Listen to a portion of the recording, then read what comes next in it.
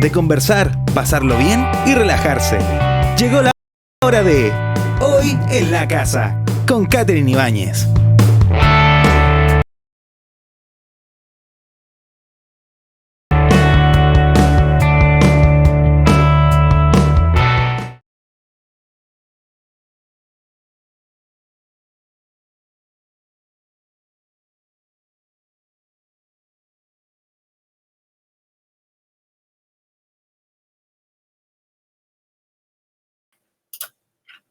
Ahora sí, ¿cómo están? Gracias por estar con nosotros y gracias por acompañarnos y por la espera. Varios me estaban preguntando ahí qué pasaba. Estábamos con la cuenta regresiva que llegó a su fin y no pasó nada. No, lo que pasa es que estábamos con algunos problemas, obviamente, de internet, porque ustedes saben que el internet se nos juega malas pasadas. Pero ya estamos aquí, que es lo importante, con un retraso. Les vamos a compensar esos minutos del inicio al final, así que va a estar todo bien.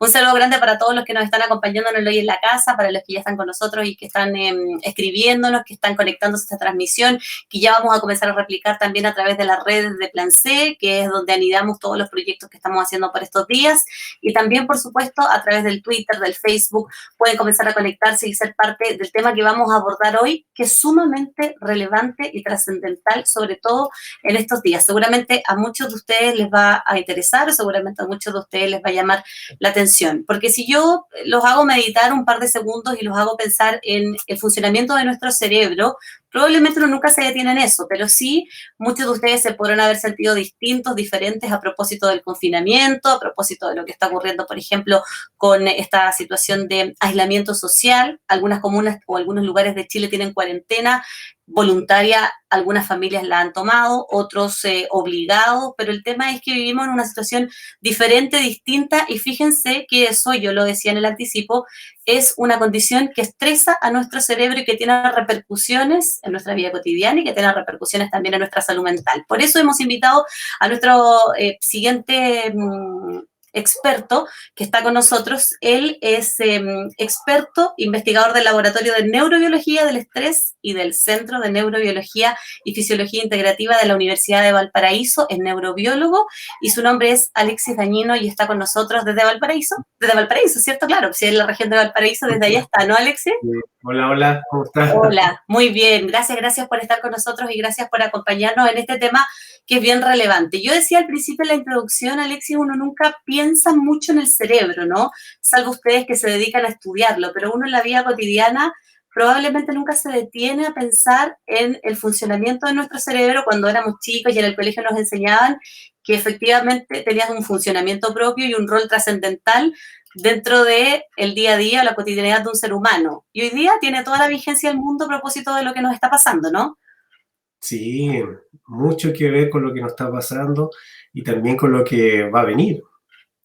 Entonces, es súper importante, bueno, en el caso mío, tratar de transmitir los conocimientos que yo tengo y que yo sé que pueden servir para los momentos difíciles que estamos viviendo y que vamos a vivir, porque esta situación de aislamiento, distanciamiento social y todos los problemas que tenemos ahora, lo más probable es que vamos a pasar un invierno en esta situación. Entonces, mi rol como científico es tratar de entregar los conocimientos que yo sé para poder, para que los se puedan tomar y puedan servir. Esto para Partamos, mí es muy importante.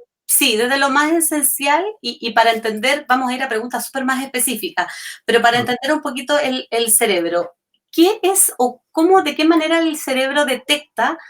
Lo voy a tratar de decir en súper simple, detecta que estamos en una situación que no es la típica, que no es la cotidiana, y de qué manera responde a esa situación no cotidiana. Sí, esa es la pregunta central de toda la historia que estamos viviendo. Para responder a esa pregunta, lo primero que hay que entender es que nuestro cerebro humano evolucionó, o sea, tiene una historia. Si nosotros conocemos esa historia, podemos aproximarnos a responder esa pregunta. Y esa historia básicamente es que no vino un ovni y nos puso un cerebro en la cabeza, sino que fueron ensayos y errores durante toda la evolución. Entonces el cerebro se creó en el mar y de ahí comienzan a haber demandas o desafíos del medio ambiente, ¿ya? y nuestro cerebro empieza a crear mecanismos para poder adaptarse a eso. Por ejemplo, si uno, no sé, cuando éramos los primeros humanos, ya escapábamos, no sé, pues, de un león, de un depredador, ¿ya? Y ahora escapamos de un virus, porque no tenemos una vacuna contra ese virus, pero en el cerebro es un mismo mecanismo desde hace miles de años que está metido dentro de nuestra cabeza y que ese circuito neuronal, esas áreas del cerebro que vamos a hablar más adelante, lo que hacen es tratar de que nosotros nos adaptemos a los peligros y demandas del medio ambiente. Entonces ahora estamos en una situación en que hay un virus, que no tenemos una vacuna para ese virus y tenemos miedo, Sí. y tratamos de adaptarnos a esa situación porque tenemos que irnos a nuestros hogares, escondernos del virus. Entonces, estas áreas del cerebro lo que hacen es coordinar el cuerpo humano, nuestro comportamiento, para adaptarse a esa situación. Entonces, eso es como lo general.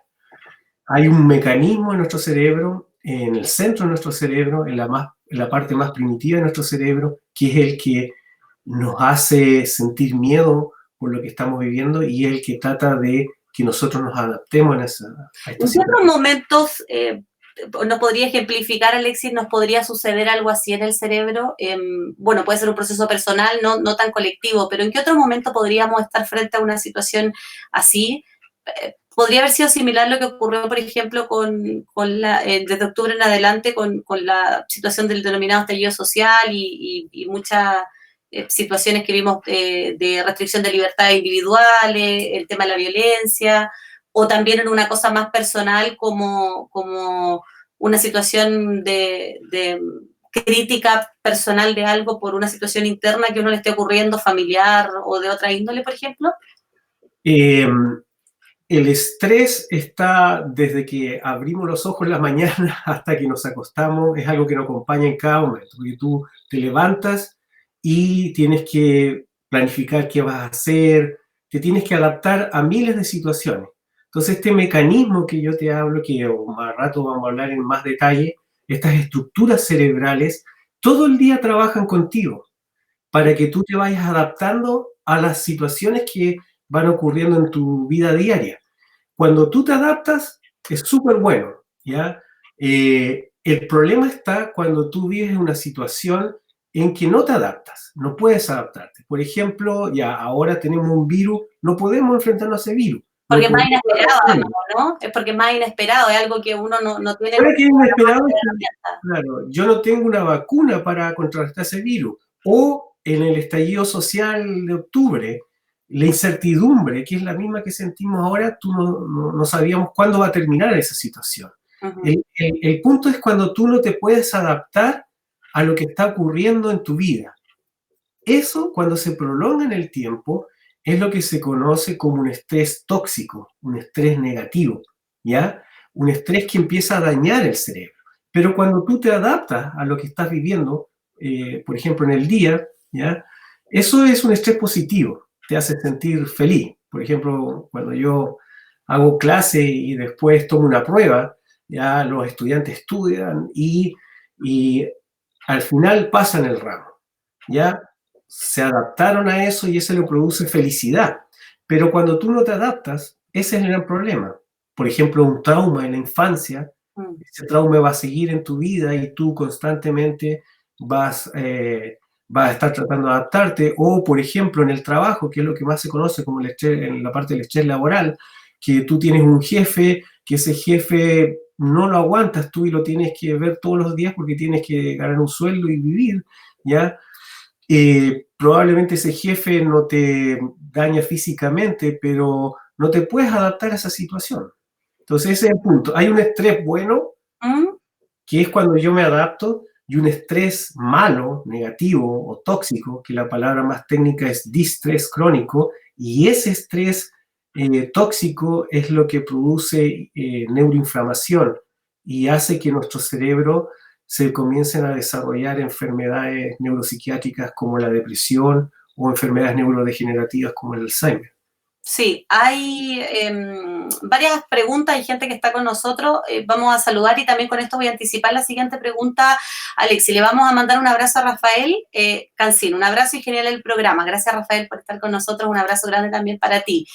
F. Poblete dice, saludos desde Chillán, interesante programa. Un saludo grande también para él que nos está viendo desde Chillán. Sergio dice, es la mejor. Gracias, Sergio, felicidades. Juan Ose dice, excelente, Katy. Estos temas son los que realmente importan y afectan a la gente. Felicitaciones a ti y a Alexis. Gracias también por estar ahí. Y otro auditor que no puedo leer, otro espectador que no puedo leer su nombre porque tiene otro idioma ahí medio árabe, pero nos dice, ahí está Félix, me lo traduce. Hola, Catherine, por acá Félix, un gran saludo. Buen tema para analizar esta noche referente a nuestro estado mental y buscar explicaciones y consejos para llevar a cabo la mejor forma de la cuarentena y el invierno que se acerca. Saludos. Gracias a los que nos están viendo a través de las redes y que están conectados con nosotros. Alexis, bueno, en relación a lo que estábamos hablando, ya me queda claro entonces lo del estrés bueno, lo del estrés malo y los elementos que uno tiene, digamos, frente a esta situación. Frente al hecho que nos encontramos puntualmente, tenemos nosotros como seres humanos, y estamos hablando en general, yo sé que deben haber casos puntuales, pero tenemos herramientas o qué herramientas podemos implementar o llevar a cabo para tratar de hacerle frente a esta situación que nuestro cerebro empieza a desarrollar? Sí, eso va a depender de varias cosas. Ya tenemos identificado el problema. El problema es un virus que nosotros no tenemos una vacuna para sanarnos y no tenemos que escapar de ese virus y distanciarnos socialmente, aislarnos socialmente. Entonces ese es nuestro problema, que nos va a seguir por varios meses. Ahora el punto es cómo llegamos a ese problema, ¿ya? Nuestra vulnerabilidad o susceptibilidad al estrés va a depender de nuestra genética, de lo que vivamos en el desarrollo temprano, en las primeras etapas de nuestra vida y nuestras experiencias de vida. Entonces, no todos tenemos la misma vulnerabilidad al estrés, ¿ya? En el caso de Chile es muy grave esto, porque Chile antes del estallido social presentaba las prevalencias de enfermedades de trastornos del ánimo como la depresión, una de las más altas del mundo. Esto se agudizó con el estallido social y ahora se ha agudizado más con esta situación. En palabras más simples, la mayoría de los chilenos llegó mal preparado a esta pandemia de estabilización social. Entonces va a haber un pequeño número de chilenos que se van a adaptar más rápido a esta situación, pero un gran número de chilenos es lo que vamos a sufrir, la consecuencia de los efectos negativos del estrés.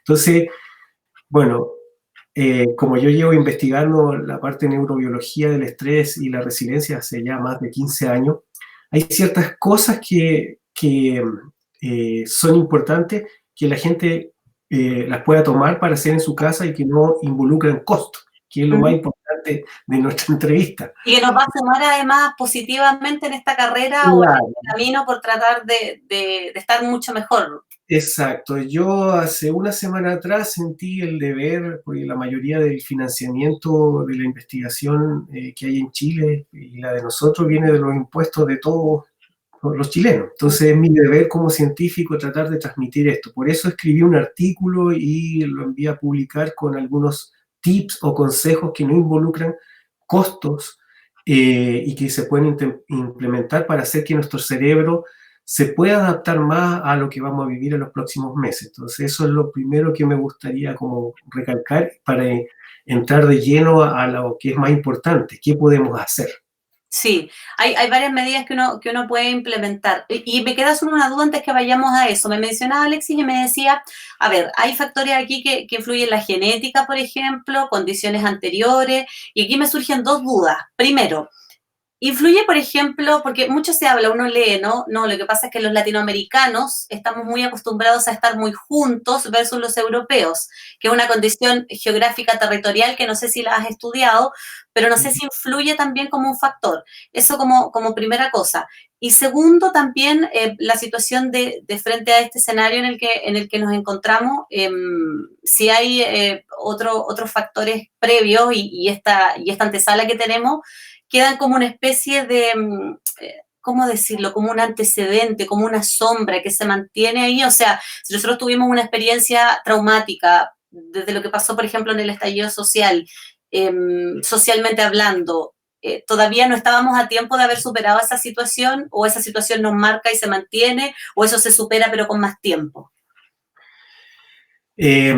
Por ejemplo, una persona está enfrentándose al estrés que estamos viviendo ahora por la aislación social y el virus, ¿ya?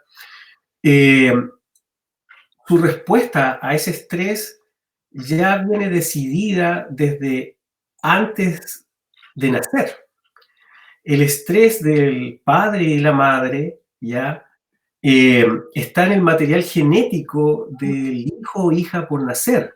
Ahí, a través de un mecanismo que se llama epigenética, ya hay todo el estrés de la mamá y el estrés del papá, ya está metido en el inicio de la historia de un ser humano. Luego, todo lo que vive durante el embarazo, la mujer, también afecta a la parte, a los circuitos neuronales del estrés, ¿ya? En la última parte del embarazo, en el último tercio del embarazo, las hormonas del estrés de la mamá pasan al feto. Luego, en la primera infancia, todas las experiencias que yo tengo en esa etapa de vida también van remodelando estas áreas o circuitos del estrés. ¿A qué voy con esto? Cómo tú enfrentas al estrés es el resultado de toda tu vida, inclusive desde el vientre de la madre, inclusive antes de eso. Los circuitos relacionados con el estrés, con toda esta experiencia de vida, pueden funcionar muy bien o en muchos casos funcionar mal. Se dañan estos circuitos. Entonces, como te decía antes, es muy particular cómo cada ser humano va a responder a esta situación de estrés. Pero sí existe la manera de cómo engañar al cerebro. Sí, en ese sentido, ya que venimos como genéticamente, digamos, marcados por eso, la forma de vivir que tenemos determinando los territorios, que era la primera pregunta que hacía. Sí. ¿También? Sí. Ahora, nosotros los seres humanos somos una especie bien sociable. Ya en general, estoy hablando, hay obviamente algunas personas que les gusta vivir solas, pero en general la mayoría de las personas les gusta vivir y compartir con familiares y amigos, ¿ya? Porque el compartir con otras personas es lo que se conoce como un reforzante natural.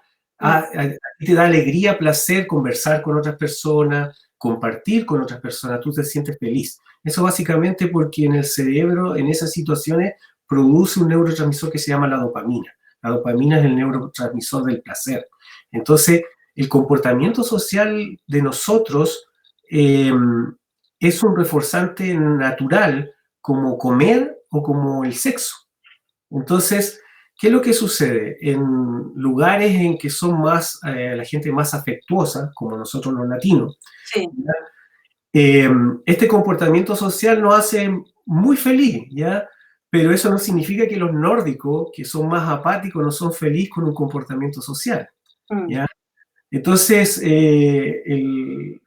una de las primeras cosas que yo propongo de que uno puede hacer en este aislamiento social que vamos a vivir es lo que descubrió un colega mío en la Universidad de Liverpool y que yo tengo una colaboración con él, que se llama Francis McDonald, que él descubrió que en la piel hay unas fibras nerviosas que cuando se activan hacen que la parte emocional de nuestro cerebro y la parte social se active, ¿ya? Por ejemplo, cuando uno se hace cariño, esas fibras nerviosas se llaman fibras C, se activan y hacen que nuestro cerebro se evoquen emociones positivas. Le da una sensación placentera.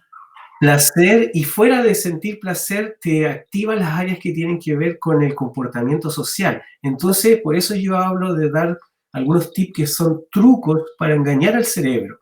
Por ejemplo, en esta fase de aislación social que vamos a tener, distanciamiento social, como nosotros no vamos a compartir tanto con otras personas, solamente con el núcleo familiar que tenemos o amigos que estamos dentro de una casa, bueno, la parte de acariciarse, por ejemplo, los que tienen hijos, no sé, pareja, lo que sea, eso igual hace que el cerebro se engañe y se active en esta área social. El cerebro va a creer que está compartiendo socialmente con muchas personas. O sea, y eso es algo que sirve. claro, Que esto del afecto, la flor de piel, como le decimos nosotros, claro. es trascendental en momentos como estos porque no es más que una sensación de parecer ser agradable, sino que efectivamente nos envía estímulos positivos al cerebro. Sí, esto a mí fue sorprendente porque cuando conocí a este colega, vino a Valparaíso el año pasado, antes que pasaran todas estas cosas, ellos ya llevaban investigando hace más o menos 20 años este tema. Ellos habían construido un robot para las personas de la tercera edad, para poder activarle estas fibras nerviosas, y habían tenido resultados muy, muy lindos que están publicados. Ahí lo estaban haciendo ahora con bebés prematuros. Entonces, Francis, cuando llegó a la Universidad de Valparaíso, me dijo, yo estoy convencido que esto sirve para el estrés. Entonces hicimos un experimento en colaboración, pionero en el mundo, y lo terminamos ahora recién en febrero. Y este experimento empezó a demostrar que en realidad estas fibras nerviosas, cuando uno las activa, no solamente activa la parte emocional del cerebro, sino que activa las áreas que tienen que ver con el estrés. Estas fibras nerviosas hacen que nuestro cerebro sea más resiliente al estrés. Eso aún no lo hemos publicado, tenemos los resultados y ahora estamos escribiendo el paper para publicarlo. Claro, entonces, un avance que sería, pero perfecto en esta oportunidad, porque nos sirve exactamente. O sea, hay personas que están viviendo el confinamiento o el aislamiento social o la cuarentena solas, pero son menos, ¿no? La mayoría o gran parte estamos con algunos integrantes de la familia y es crucial, uno se estresa igual, diciendo la palabra en general, por las actividades domésticas, por el teletrabajo, por el encierro, por una serie de cosas. Entonces, eso hace que uno a veces tienda a alejarse. Y ahí, obviamente, que esto nos queda perfecto este consejo de hacer un acercamiento físico donde toquemos la piel y haya esa... Es hacer cariño. Básicamente, ellos descubrieron que la velocidad para que eso ocurra sea 5 centímetros por segundo. Pero en realidad es hacerse cariño. No sé, yo tengo mi hija de 5 años, nos abrazamos, nos hacemos cariño, y no solamente para el que hace el cariño, también recibe uno eso. O sea, se activan en los dedos de la persona estas fibras nerviosas y también en la piel a la persona que tú le haces cariño. Sí. Y eso es gratis. Sí, claro, no cuesta nada y además es un momento agradable que lo va a hacer a uno muy feliz. Tenemos más preguntas sobre otras cosas que podemos hacer. A ver, Luchito Galindo dice saludos, muchos cariños de Chihuayante. Saludos a Luchito también. Estelia Moraga dice saludos, Katy, eres seca. Gracias, nos manda besitos y estrellas ahí. Gloria Martínez, saludos, Katy, desde Ñuñoa. Un saludo a Gloria, que está en Ñuñoa también y que nos está siguiendo a esta hora. Clara dice, buenas noches, interesante el tema, muchas gracias. Gracias también a ella por estar con nosotros. Su dice, buenas noches, saludos, muy interesante el tema. Gracias a Su también que está ahí conectada. Y José Fuensalida dice, Katy, saludos, 10 puntos el programa, una consulta. ¿Cómo superar ese determinismo que nos entrega la carta genética? Bueno, engañando un poquito al cerebro, ¿no? Que es lo que nos está explicando Alexis Dañino, que es el neurobiólogo de la Universidad de Valparaíso y que nos está entregando datos. Hola, Catherine, ¿podría el profesor repetir el nombre de su...?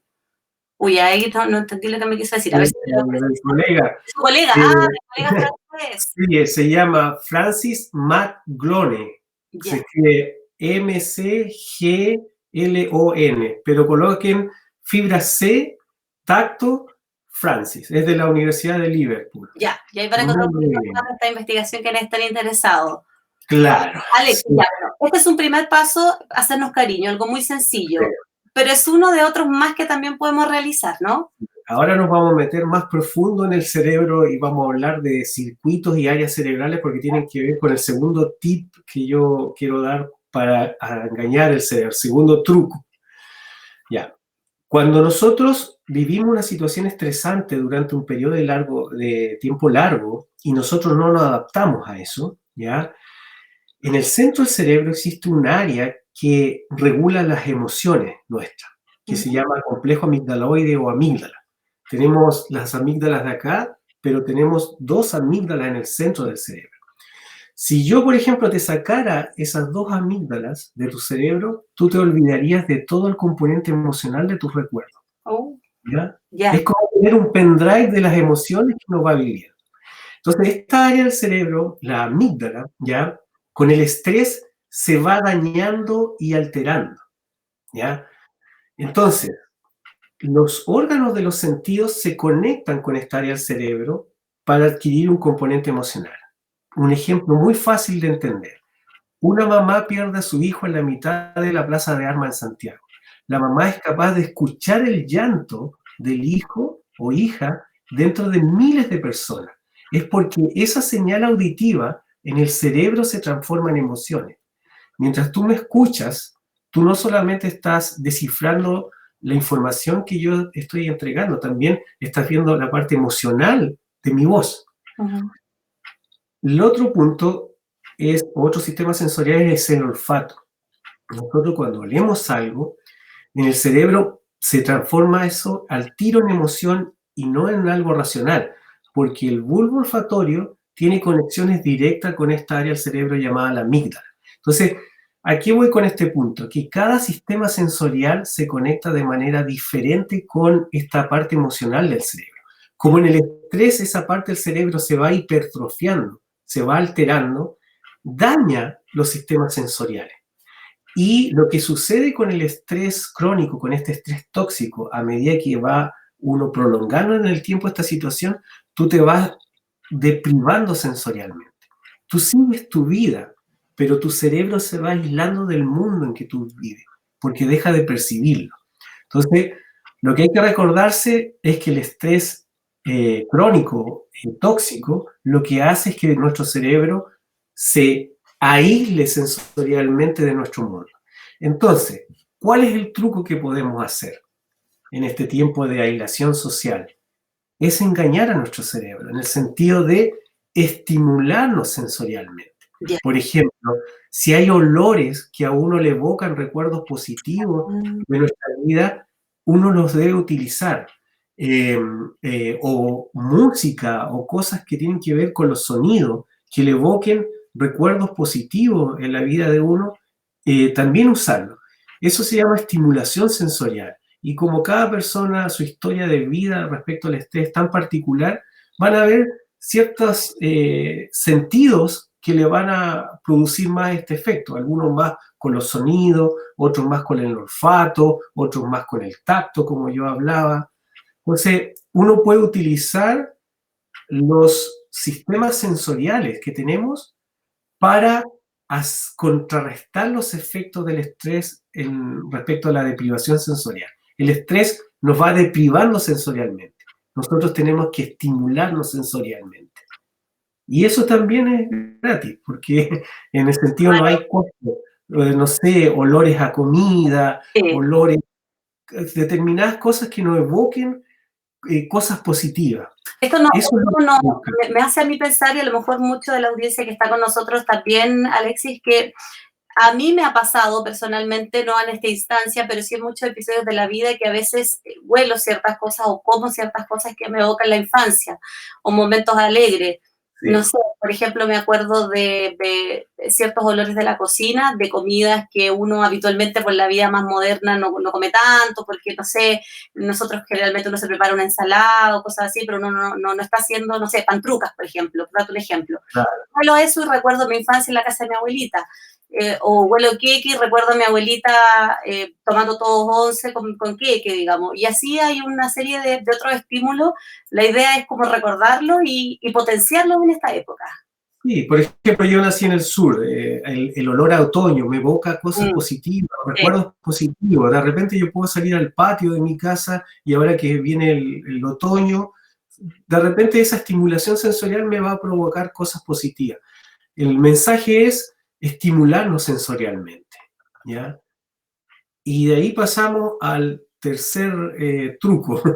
Ya, antes del tercer truco, hay una pregunta, Alexis, que plantea aquí una persona que nos está viendo, que es Cristian Marín. Y es bien interesante, dice, ¿El cerebro de los niños responde de la misma forma? Él escribe desde Antofagasta, a propósito de los tips que estamos dando y del panorama general. Me imagino que también él lo pone aquí en la palestra porque, como tú nos has explicado, el cerebro va pasando por distintas etapas y no sé si también ocurre esto cerebralmente, así como, me imagino que sí, como pasa con el desarrollo del ser humano, a la larga y en la medida que los niños van creciendo, se van desarrollando, el cerebro iría de cierto modo, no sé, progresando, madurando, no sé cómo decirlo. Sí, no sé, te entiendo. El cerebro es el único órgano que nunca termina de madurar. Hasta los 80 años, 90 años va cambiando morfológicamente. Y eso hace que también respondamos diferente al estrés. Ya, tenemos la amígdala, el complejo amigdaloide, el pendrive de las emociones, que está en el centro de nuestro cerebro, ¿ya? Y tenemos la corteza frontal, ¿ya? Esta corteza, la parte frontal de nuestro cerebro, es lo que nos hace ser humano, es la parte racional. Entonces, la corteza frontal controla a la amígdala, ¿ya? Básicamente, la corteza frontal es el freno a la respuesta al estrés. En los niños y adolescentes, la corteza frontal está poco desarrollada. Por eso los niños hacen pataleta, por eso los adolescentes no respetan nada. En cambio que nosotros los adultos, como está un poco más desarrollada la corteza frontal, podemos controlar nuestra respuesta al estrés. Los berrinches en el caso de los niños. ¿Qué es lo que sucede? Como no hay un freno para el estrés en los niños, la respuesta al estrés es más exacerbada en los niños y adolescentes. Por eso la mayoría de las enfermedades neuropsiquiátricas aparecen durante la adolescencia o en el fondo comienzan a desarrollarse en la infancia. Entonces, el cerebro de los niños es mucho más vulnerable al estrés que el cerebro de los adultos. Ya, ¿qué es lo que hace el cerebro con estas áreas que tienen que ver con la respuesta al estrés? Envían un mensaje hacia unas glándulas que se llaman las glándulas suprarrenales, que están sobre los riñones. Y ahí se produce la hormona del estrés, que es el cortisol. ¿Ya? Y ese cortisol es el que hace que nuestro cuerpo genere comportamientos de adaptación o no adaptación al estrés que estamos viviendo. ¿Qué es lo que sucede en las personas de la tercera edad? Esta glándula empieza a envejecer y empieza a liberar más la hormona del estrés, más cortisol. Eso hace que la respuesta al estrés en los adultos mayores es mucho más exacerbada que en los adultos. Entonces tenemos a los niños que son muy vulnerables al estrés y los adultos mayores. Si te das cuenta, el mismo grupo etario que son susceptibles al virus. Sí, sí. Generalmente son grupos de riesgo frente a situaciones sanitarias. Claro, hay un dato que no se maneja tanto. En el caso de los adultos mayores, las enfermedades que más se ven en la televisión es el Alzheimer. Pero en el caso de la depresión, en los adultos mayores es la enfermedad mental más prevalente. Es casi el doble, el triple que los adultos. Imagínate que en Chile tenemos las prevalencias más altas de depresión casi del mundo. Lo normal es 9% en el caso de los hombres, la prevalencia y 5% en el caso de las mujeres. En Chile es cerca del 20%. En el caso de los adultos mayores, más del 50% presentan episodios depresivos. La depresión es la enfermedad de los adultos mayores. Tú hablas con cualquier adulto mayor, lo primero que te va a hablar son problemas relacionados con la depresión. Entonces estas dos poblaciones son muy vulnerables al estrés que vamos a vivir con el aislamiento social, con el distanciamiento social. Claro, tenemos que mirarlas, me imagino, con mayor ojo. Ahí también me hace sentido mucho, si uno tiene un abuelo en la casa, un anciano, o tiene un niño, claro, probablemente estos días está más irritable, tiene más pataleta, está como con más berriche, como se llaman, y estas cosas, porque también, si uno es adulto, le afecta con mayor razón a esos grupos que tú nos mencionas. Claro. Y vamos al siguiente tip, antes de que te interrumpiera con la pregunta. El otro tip o truco que uno puede hacer para engañar al cerebro en esta situación de estrés que vamos a vivir por el aislamiento, el distanciamiento social, tiene que ver con las memorias autobiográficas. En palabras sencillas, todos tenemos recuerdos de nuestra infancia, ¿ya? Recuerdos positivos y recuerdos negativos. Sí. La mayoría de los recuerdos positivos de nuestra infancia casi están en un contexto social. Entonces, cada vez que uno evoca esas memorias autobiográficas, las evoca en un contexto social. Entonces, el cerebro, cada vez que ve una foto de nuestra familia, de nuestra infancia, cree que está volviendo a vivir esa situación.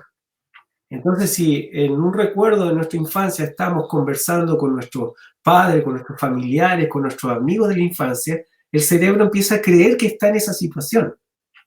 Entonces vuelve a activar estas áreas que tienen que ver con la parte social, el cerebro social que se conoce, ¿ya? Que es otra área relacionada con el núcleo accumbens y con nombres medio raros. Pero el punto es el siguiente: si tenemos fotos familiares, ¿ya? Es bueno que las veamos con los amigos, con las personas que vamos a estar en el distanciamiento social dentro de nuestro hogar. Eso va a hacer creer que nuestro cerebro está viviendo eso. Eso también tiene un efecto positivo, muy positivo. Entonces, el mensaje son memorias autobiográficas. Ya, eso está bueno. Bueno, y varios han hecho el ejercicio aprovechando el tiempo de limpiar espacios, y muchos han encontrado con fotos, y es un ejercicio que nos contribuye favorablemente. Hay un tema, porque así como hay estímulo, yo leí el artículo que escribió Alexis, que es neurobiólogo de la Universidad de Valparaíso, que está con nosotros. Hay un tema que uno lo ve positivamente cuando ya explicamos el asunto de la comida y cómo evoca recuerdos. Pero esto también, o el tema global de la comida, hay un grupo de comida que nos puede generar todo lo contrario, o sea, que no nos favorece en una situación como esta, que es la comida chatarra. Sí. Sí, igual algo importante que quiero recalcar es que todos los datos que estoy dando tienen un sustento en la neurociencia, ¿ya? Pero fuera de eso, involucran que nosotros vamos a tener que hacer un esfuerzo. Esto no va a caer del cielo. Si nosotros nos quedamos en la casa sin hacer nada, a medida que pasen los días en este distanciamiento social, la palabra estrés, miedo, ansiedad, incertidumbre van a ir creciendo, ¿ya? Entonces nosotros tenemos que ser proactivos en esto. Nosotros vamos a tener que esforzarnos para cuidar nuestro cerebro, porque si no lo hacemos, la probabilidad de desarrollar una enfermedad mental va a ser altísima, y eso va a hacer colapsar más nuestro sistema de salud. Por eso el mensaje es ser proactivos. Vamos a tener que esforzarnos por esto, no va a caer del cielo. Todo lo que yo estoy diciendo es como sencillo y fácil, pero a la hora de ejecutarlo involucran un esfuerzo de nosotros. Respecto a la comida y su relación con el estrés, una de las cosas que produce este estrés cuando no nos adaptamos, este estrés más tóxico, negativo, ¿ya?, es que produce neuroinflamación. El cerebro se empieza a dañar y eso hace que se originen las enfermedades mentales. La mayoría de los científicos que estamos todos trabajando en el mundo, este proceso de inflamación del cerebro originado por el estrés es lo que probablemente va a indicar el origen de estas enfermedades mentales, como la depresión. La comida chatarra, ¿ya?, la comida poco saludable, en general es rica en unos ácidos grasos que se llaman omega 6. Tienen muchos de esos ácidos grasos. Y uno de esos ácidos grasos es el ácido araquidónico. Entonces, cuando uno come comida chatarra y más encima está estresado, es como una bomba para el cerebro, para la parte inflamatoria. Entonces, esto es ácido araquidónico, cuando llega al cerebro de esta comida chatarra, ¿ya?, hace que se creen otros lípidos que generan la inflamación. Entonces, ¿cuál es el mensaje? Si yo como comida chatarra y si yo estoy estresado, eso va a inflamar mi cerebro, va a producir neuroinflamación y va a generar una enfermedad mental. Ahora, yo sé que la comida saludable es cara, ¿ya? Pero ahí está el esfuerzo que tenemos que hacer. Yo colocaba en el artículo, no sé, comer legumbre. De repente la comida de casa, en el fondo. Claro, o sea, cosas que antes no comíamos y ahora que vamos a tener un poco más de tiempo, debemos esforzarnos en comer esas cosas. Imagínate un día de invierno, de frío, comerse unas lentejas con trocitos de zapallo. quizá eso va a salir más barato que ir comerte un sándwich y todo eso. Las papas fritas y todo eso, hacerle como un poco tratar de ir El mensaje a es la corona, claro. la cazuela y todas esas cosas. Exacto. Si uno igual puede forzarlo y hacerlo. Entonces, ese por la parte de la comida. Comida chatarra, más estrés en este aislamiento social que vamos a tener, es una bomba de tiempo para el cerebro. Sí, Juan Ortiz dice, bueno, la incertidumbre me hace esquina y esquina. Bueno, ahí estamos hablando un poco de cómo burlarlo. He subido como 8 kilos, claro, porque todas las personas interpretan de manera distinta esta situación y por eso es que estamos conversando con Alexis para poder entregar alguna información y algunos tips que puedan justamente ayudar. Y hay que tener un esfuerzo, tú ya lo decías, es necesario hacer un esfuerzo, no es algo fácil que baja del cielo. Muchas gracias por la respuesta, muy buen programa, dice Cristian Marín, que preguntaba sobre los niños y ahí también nos desprendimos hacia la situación de los adultos mayores. Hay un tema que yo he escuchado mucho, que también venía acá, Alexis, dentro de los puntos que tú incorporabas dentro de este artículo, y tiene que ver con el ejercicio físico. Ese tema es crucial, hay distintos niveles, hay gente que es muy deportista, y que en esta condición no hace o no está en condición de hacer ese nivel de deporte, o hay gente que a lo mejor no es tan deportista, pero como está un poco más encerrada, siente una necesidad de hacer algún deporte, es como una angustia por moverse o hacer algo. Y si a eso le sumamos que mucha gente hoy día vive en departamentos, no en casas, no tiene tantos espacios como para hacer algo. Entonces ahí yo siento que las personas se angustian pensando cómo hacer o cómo moverse o cómo subsanar ese problema. Sí. Lo primero que hay que saber es que a la persona que no le gusta hacer ejercicio y se obliga a hacer ejercicio lo va a estresar más. El ejercicio tiene que ser voluntario para que tenga un efecto positivo en el cerebro, ¿ya? Si yo hago ejercicio de malas ganas y no me gusta hacerlo, mi cuerpo va a producir la hormona del estrés, que es el cortisol. Y ese cortisol es el que va a ir dañando nuestro cerebro. El que le gusta hacer ejercicio y lo puede hacer en su casa, ya, o en su departamento, aunque sea un espacio reducido, es muy bueno, porque se va a oxigenar su cerebro, va a tener efectos positivos. Obviamente el ejercicio también mejora el ánimo. El ánimo es súper importante, tratar de tener un ánimo bueno. O sea, obviamente todos los mensajes que estamos teniendo es para tener ánimo bajo. Pero las personas que hacen ejercicio, cuando hacen ejercicio, se sienten bien, tienen el ánimo positivo. Cuando uno tiene el ánimo positivo, reírse, contar chistes, ¿ya? Eso produce o hace que en el cerebro se sinteticen unas moléculas que se llaman endorfinas, que hacen que nuestro sistema inmunológico trabaje mejor. Y como el estrés que estamos viviendo tiende a inflamar el cerebro, eso contrarresta. O sea, imagínense el efecto que tiene la risa en la situación que estamos viviendo. Bueno, ¿qué pasa con las personas que no les gusta hacer ejercicio? ¿Ya? Sí. Bueno, estoy dando 7 alternativas diferentes de cosas que se pueden hacer. No es que haya que hacerlas todas, digamos. El punto es el siguiente, tiene que ver con la otra cosa o el otro consejo que voy a dar. Pero hay que pensar lo siguiente. El cerebro está programado para vivir en sociedad. Somos animales sociables, ¿ya? Somos una especie sociable. Como eso no está ocurriendo, y eso a mí me da placer, mi cerebro va a buscar otras cosas que le dan placer para suplir esa deficiencia que vamos a tener ahora. Por eso el cerebro empieza a buscar placer en cosas sintéticas, como el alcohol, como la droga, como la comida. Empiezo a comer, porque el exceso, porque comer me da la felicidad que no me da el hecho que no puedo ir a hablar con mi vecino, no puedo salir con amigos y todo eso. Entonces, ese circuito es el que hay que romper. Por eso está muy relacionado el estrés con la adicción a drogas, ¿ya?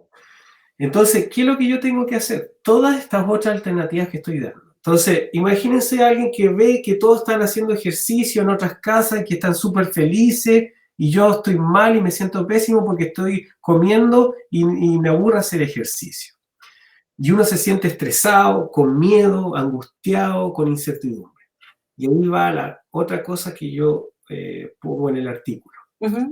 La respiración. La respiración, la frecuencia respiratoria que nosotros tenemos, controla nuestra actividad cerebral, ¿ya? Técnicamente esto ocurre porque cuando uno evoca memorias de miedo o está angustiado, ¿ya? Hay una actividad cerebral que se llaman oscilaciones de las memorias de miedo, que es entre la corteza frontal y la amígdala. Son estos mismos circuitos. Por eso que cuando uno está angustiado, estresado, ¿ya? Empieza a respirar más rápido, como que se ahoga. Sí. Cuando uno tiene miedo. En esos momentos, mi consejo es sentarse, cerrar los ojos y comenzar a respirar más lento. Eso va a hacer que nuestro cerebro, claro, nuestro cerebro empieza a controlar la respuesta al estrés. Entonces, si te das cuenta, la gente que no le gusta hacer ejercicio puede trabajar con su respiración. Muy simple, sentarse, cerrar los ojos y respirar más lento. Eso va a tener el mismo efecto que hacer ejercicio. Eso va a disminuir la ansiedad para ir a comer, para buscar droga o buscar alcohol en exceso. Obviamente, si uno socialmente se toma algo, es un ansiolítico, igual eso, pero buscarlo en exceso es lo malo. Entonces, ahí es donde tengo que engañar al cerebro. Sentarme, cerrar los ojos y solamente respirar. Eso va a hacer que nuestro cerebro controle más la respuesta al estrés. Sí, además la tecnología ya nos permite también usar aplicaciones que nos ayudan a hacer incluso espacios de meditación o respiración más guiada y todo aquello. También uno lo puede hacer conscientemente como lo plantea Alexis. Un dato más o una pregunta más bien, y tiene que ver con un tema que se abre también aquí, que yo no sé si estábamos sometidos en nuestra vida tan cotidiana, porque por estos días estamos haciendo harto teletrabajo. Y yo, persona con la que he hablado, me dice que el teletrabajo lo hace trabajar más, en el sentido de que no sé si físicamente, pero sí mentalmente, porque estás más conectado al computador, estás más frente a una pantalla, que te detienes un momento, que haces las actividades, que vienes de nuevo, que te conectas a una reunión, que te conectas a otra, no sé, conozco gente que vive conectado en reuniones, así como en esto que estamos nosotros, pero no sé, hace 10 reuniones al día. Entonces es una situación bastante distinta cuando uno está trabajando formalmente, o la formalidad que nosotros conocemos, digamos, uno va, hace sus actividades, después uno para, almuerza, después uno va, llega a su casa y en general uno evita prender el computador o los aparatos electrónicos si es que está compartiendo con la familia. Hoy día esa frontera como que no está muy clara, ¿no? La línea es delgada. Y me pregunta alguien acá por interno si el hecho de estar muy sometidos a pantallas y el hecho de estar muy concentrados por el tema del trabajo y no en un periodo acotado, sino que distribuido a lo largo del día, ¿también es una sobreexigencia a nuestro cerebro? La realidad que estamos viviendo de la conectividad y hacer el trabajo en la casa y todo eso, probablemente iba a pasar en 10, 20 años más. Eso se aceleró y está ocurriendo ahora. Es un shock lo que estamos teniendo. Probablemente en un proceso largo, nuestro cerebro se habría acomodado y probablemente en el futuro los trabajos van a ser como lo que está ahora, ¿ya? Pero entramos de nuevo al tema del estrés. Es una situación que nuestro cerebro no estaba programado para eso. Imagínate que 1/3 de todos los humanos del mundo está en aislación social, en distanciamiento social. Estamos hablando de 1/3 de la población del mundo. Entonces, nuestro cerebro no está programado para lo que estamos viviendo ahora, para trabajar descontroladamente desde la casa. Yo tengo una hija de 5 años y más encima tengo que trabajar, mi esposa tiene que trabajar, cuidar a nuestra hija, son el doble de trabajo normal que yo tenía. O lo que tú dices, que como no hay un proceso de control de ese trabajo, se hace en cualquier momento, día, noche, al final se trabaja más.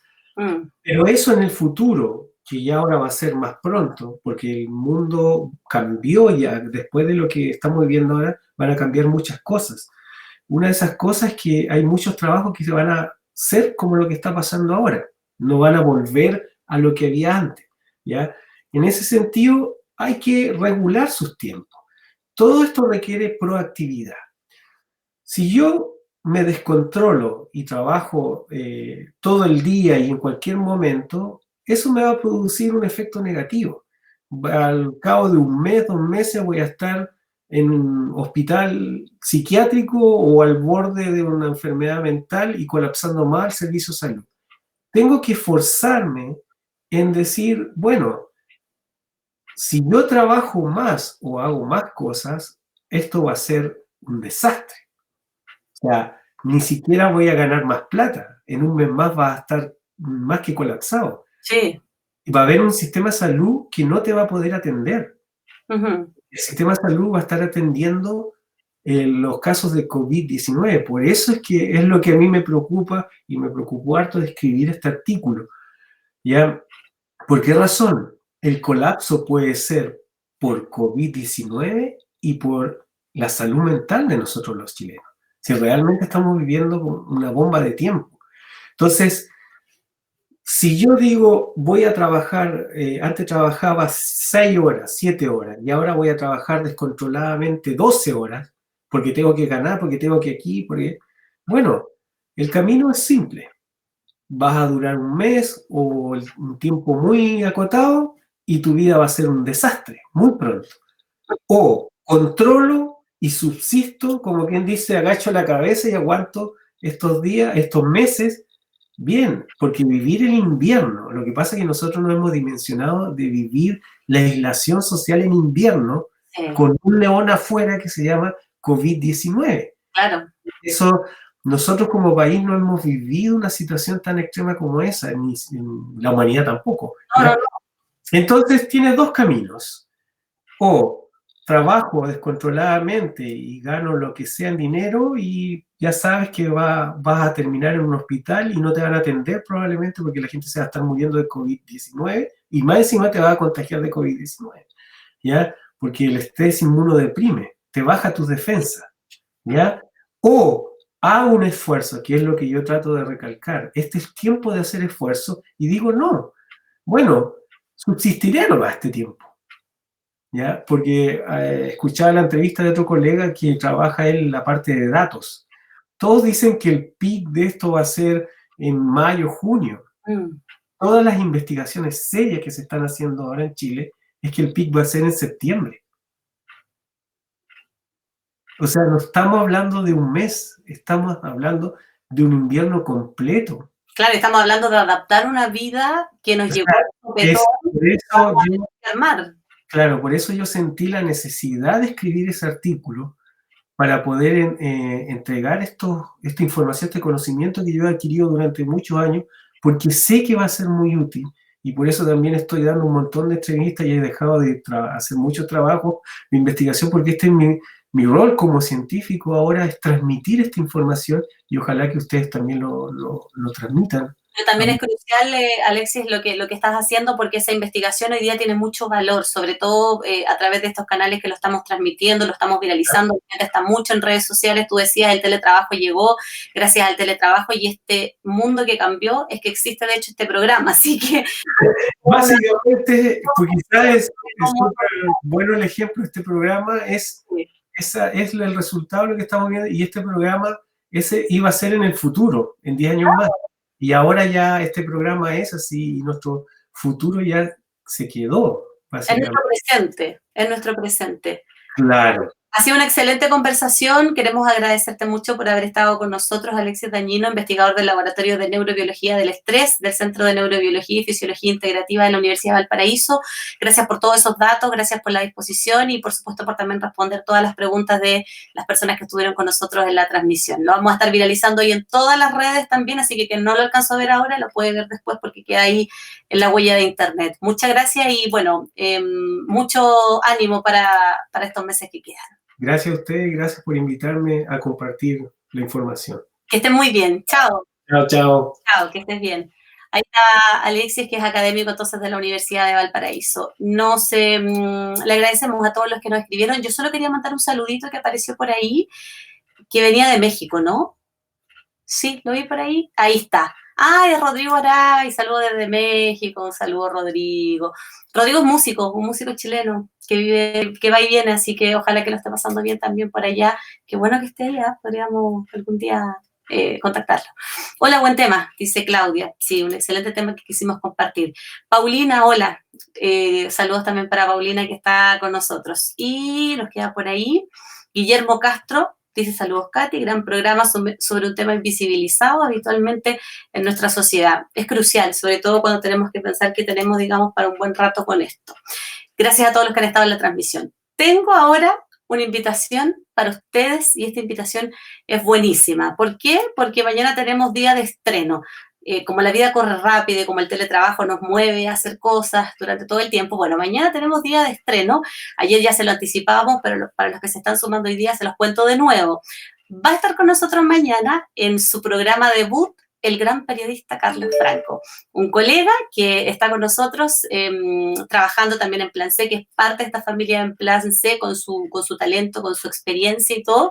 Y mañana va a estrenar Viaje al Centro de los Datos, un nuevo programa que va a estar anidado también en las redes de Plan C y que vamos a ver una promoción de Plan C, de Viaje al Centro de los Datos, digo, a través de Plan C a continuación.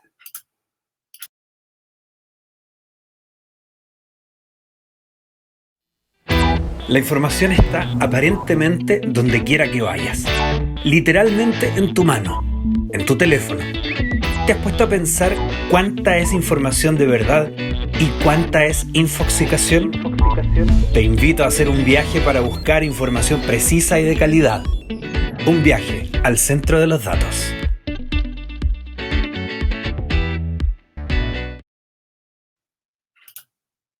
Un viaje al centro de los datos, entonces mañana 22:30 horas con Carlos Franco en esta nueva modalidad, que es nuestra nueva vida periodística, transmitiendo desde nuestras propias casas a propósito de lo que estamos viviendo por estos días.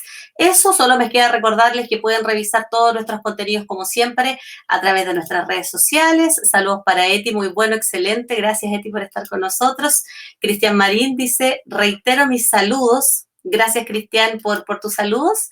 Y Sergio Arroyo, tremendo programa, Catherine. Un abrazo también para Sergio, gracias que siempre está escribiendo y siempre está aportando. Ustedes, como siempre, son un pilar fundamental cuando reproducen este video, cuando lo comparten, cuando le dan retweet. Estamos en las redes de Plan C, siempre donde ustedes nos pueden ubicar. Estamos en Twitter, estamos en Instagram, estamos en Facebook, estoy también en mis redes, donde ahí estamos también compartiendo permanentemente material en Facebook, en Twitter, en Instagram. Además de eso, también estamos en Spotify, sí, estamos un poquito atrasados estos días con Spotify, debo reconocerlo, era mi labor, hemos estado con los estrenos de esta semana y por supuesto que vamos a estar actualizando lo que es este Spotify del Hoy en la Casa, donde reproducimos también las conversaciones y esta que es sumamente interesante. Todos invitados entonces mañana a 22:30 horas a través de las redes de Plan C, también las comparto yo. Viaje al Centro de los Datos con Carlos Franco. Que estén muy bien, un abrazo grande para todos ustedes, nos vemos.